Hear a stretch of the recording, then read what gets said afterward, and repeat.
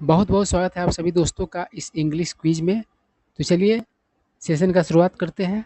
और आपके लिए पहला वर्ड है एलियन। इस वर्ड का आपको सिनोनिम बताना है, मतलब समानार्थी शब्द बताना है, पर्यायवाची शब्द बताना है। पहला ऑप्शन है फॉरेन और दूसरा ऑप्शन है फैमिलियर। बताइए कौन सा ऑप्शन सही होगा सिनोनिम के तौर पर। तो दोस्तों, एलियन का मतलब होता है बाहरी, परदेसी, दूसरे ग्रह का, अनजाना। ठीक है ना। तो फॉरेन मतलब ही तो बाहरी होता है ना, विदेशी होता है। तो यही इसका सिनोनिम हो गया। और फैमिलियर, इसका मतलब होता है जाना पहचाना। तो फिर ये तो उल्टा मीनिंग वाला हो गया वर्ड, है ना। तो फैमिलियर क्या हो गया, एंटोनिम हो गया। ठीक है बात। और एलियन से ही एक वर्ड बना है एलियनेबल। एलियनेबल कहने का मतलब है जिसे आप दूसरे को दे सकते हो या फिर दूसरे से ले सकते हो। ठीक है ना। जैसे कि धन संपत्ति, ये सब क्या होता है, एलियनेबल होता है। धन संपत्ति को आपसे अलग किया जा सकता है, ठीक है ना। लेकिन लोगों को आप कहते हुए सुने होइएगा कि विद्या कोई नहीं ले सकता है, हुनर कोई नहीं ले सकता है ना। तो आपका जो व्यक्तिगत गुण वगैरह है वह आपसे कोई थोड़ी ले सकता है ना। कोई छीन नहीं आपसे सकता है, विद्या आपसे कोई छीन नहीं सकता है।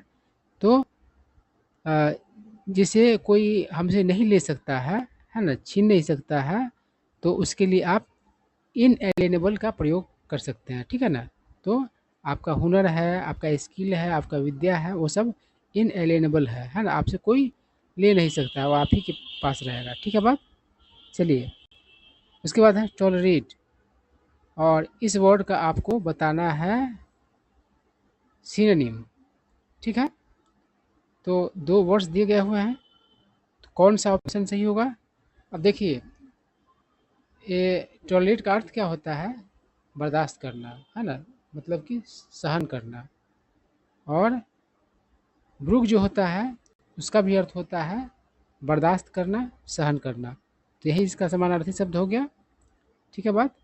वैसे ब्रूक का अर्थ छोटी नदी भी होता है ना, मतलब नाउन और वर्ब दोनों तरीके से प्रयोग किया जाता है ब्रूक का। ठीक है बात।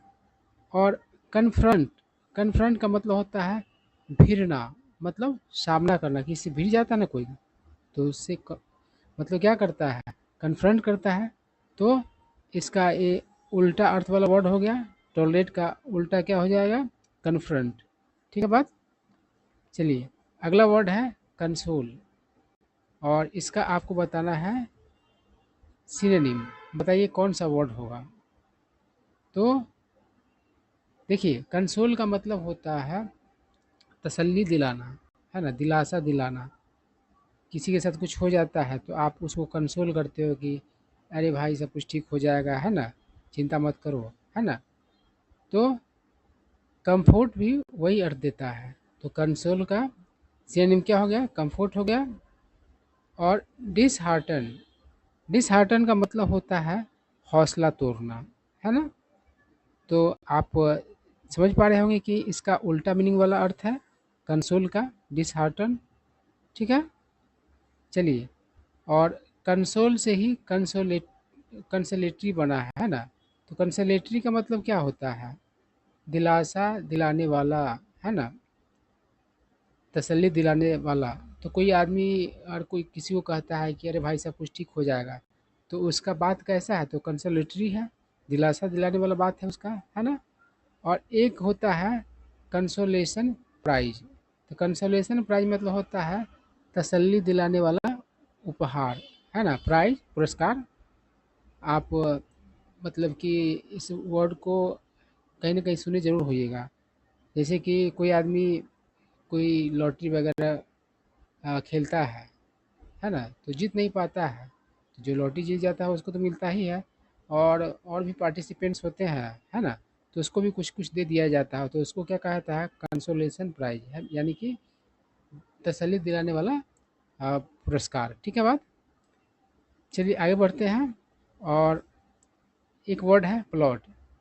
अब प्लॉट को देख करके आपको लग रहा होगा कि प्लॉट का अर्थ खेत है, तो प्लॉट का अर्थ खेत भी होता है, ज़मीन का टुकड़ा भी होता है ना?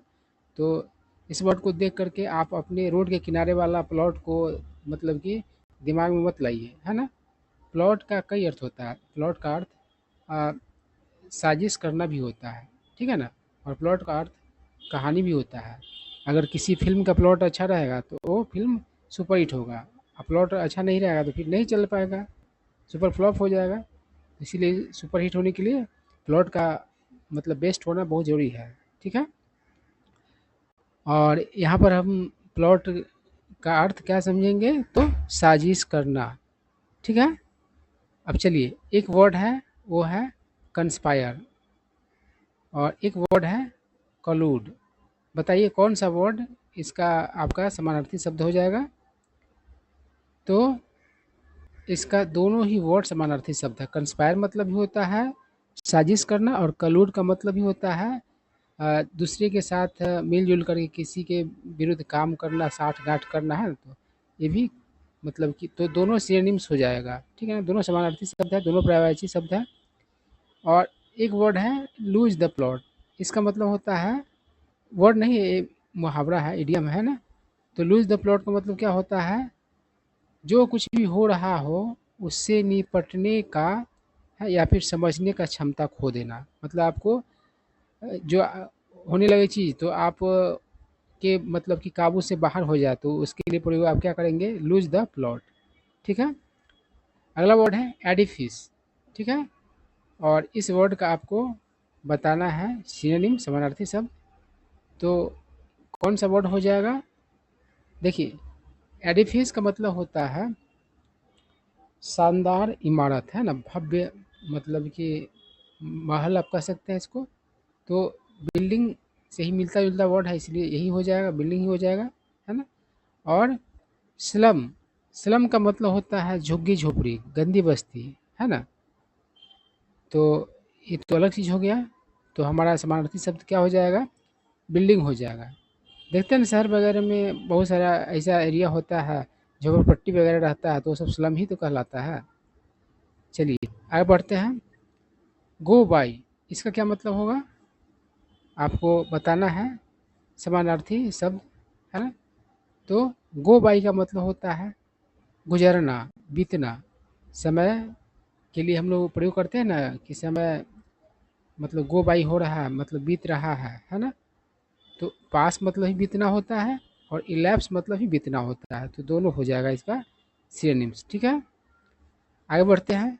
एलिगेंट, इसका आपको बताना है समानार्थी शब्द सिनोनिम। तो एलिगेंट मतलब होता है सुंदर, मनोहर, मन को मोह लेने वाला। ग्रेसफुल भी वही अर्थ देता है, तो सिनोनिम्स हो गया, हाँ सिनोनिम हो गया, एक ही वर्ड है तो सिनोनिम हो गया, है ना? मेसी, मेसी का मतलब होता है अस्त व्यस्त तथा गंदा, है ना? कोई कोई आदमी को देखते हैं ना अपने रूम को पूरा मेसी बना के रखता है, अस्त व्यस्त रहता है और पूरा गंदा रहता है ना? तो ये अलग सेंस दे रहा है। और ग्रेसफुल मतलब क्या हो गया, सुंदर, मनोहर। और ये थोड़ा एंटोनिम टाइप का लग रहा है, विलोम शब्द के रूप में लग रहा है। इसके बाद है यूटिलाइज, इसका आपको बताना है पर्यायवाची शब्द सिनोनिम, ठीक है ना? तो यूटिलाइज का अर्थ होता है प्रयोग में लाना, है ना? और यूज का मतलब क्या होता है, किसी को मतलब कि यूज करना, है ना? चाहे कोई चीज़ हो, चाहे कोई व्यक्ति को भी लोग यूज कर लेता है ना? और एक्सप्लॉइट मतलब होता है शोषण करना, है ना? तो यूटिलाइज का आपका एक्सप्लॉइट हो जाएगा, शोषण करना, है ना? यूज में लाना किसी चीज़ को, आपके पास जो भी रिसोर्स होता है, संसाधन होता है, उसको आप यूटिलाइज करते हैं, उसको एक्सप्लॉइट करते हैं, उसको यूज में लाते हैं, है ना? तो फिर आपको उससे फ़ायदा होता है, ठीक है? उसके बाद है इम्परेटिव, इसका मतलब होता है अति आवश्यक। सिनोनिम बताना है आपको। पहला वर्ड है इसेंशियल, दूसरा वर्ड है अनइम्पोर्टेंट। बहुत ही आसान वर्ड है। तो इसेंशियल मतलब क्या हो जाएगा, आवश्यक, है ना? जो कि इम्परेटिव का ही सिनोनिम है, ठीक है ना? तो हमारा ऑप्शन ए सही है। अनइम्पोर्टेंट मतलब क्या है, जो महत्वपूर्ण नहीं हो, गैर महत्वपूर्ण। तो उल्टा वर्ड हो गया ये। तो पानी, हवा, ये सब हमारे लिए क्या है, इम्परेटिव है, अति आवश्यक है। उसके बाद है हेरिटेज, ऑप्शन है इसके लिए लेगेसी और इनहेरिटेंस आपको बताना है सिनोनिम। तो हेरिटेज मतलब होता है धरोहर, है ना, और लेगेसी मतलब ही धरोहर होता है, और इनहेरिटेंस मतलब क्या होता है, विरासत, है ना। तो ओवरलैप कर रहा है, लगभग दोनों ही वर्ड्स हो जाएंगे सिनोनिम्स हेरिटेज के, लेकिन ये थोड़ा सा अलग है। इनहेरिटेंस क्या होता है, जो आपको मतलब कि विरासत में मिलता है ना। और धरोहर तो जैसे कि हमारा ऐतिहासिक धरोहर सब है, मतलब कि बहुत अच्छे अच्छे ऐतिहासिक इमारत सब है, वो सब हमारा क्या है, धरोहर है, ठीक है ना। तो हेरिटेज का जो तगड़ा जो है सिनोनिम क्या हो जाएगा, लेगेसी हो जाएगा, यानी कि धरोहर, है ना।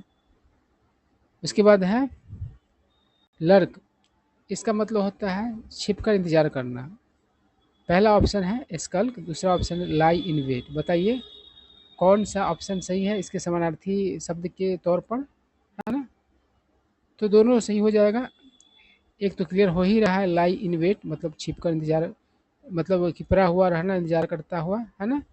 तो लर्क का मतलब यही होता है, और स्कल्क मतलब भी वही होता है, दोनों आ जाएगा। उसके बाद है एंशिएंट, इसका आपको समानार्थी शब्द बताना है, बताइए कौन सा होगा। तो एंशिएंट मतलब होता है प्राचीन, ठीक है ना। और रिसेंट मतलब होता है हाल का, यानी कि नया। और प्रिमिटिव मतलब होता है प्राचीन। तो हमारा ऑप्शन बी जो है वह सिनोनिम हो जाएगा इसका। चलिए आगे बढ़ते हैं। रिक्वाइल, इसका आपको क्या बताना है, सिनोनिम बताना है, समानार्थी शब्द, है ना। तो देखिए रिक्वाइल मतलब होता है डर जाना, ठिठक जाना, डर के पीछे हट जाना, है ना।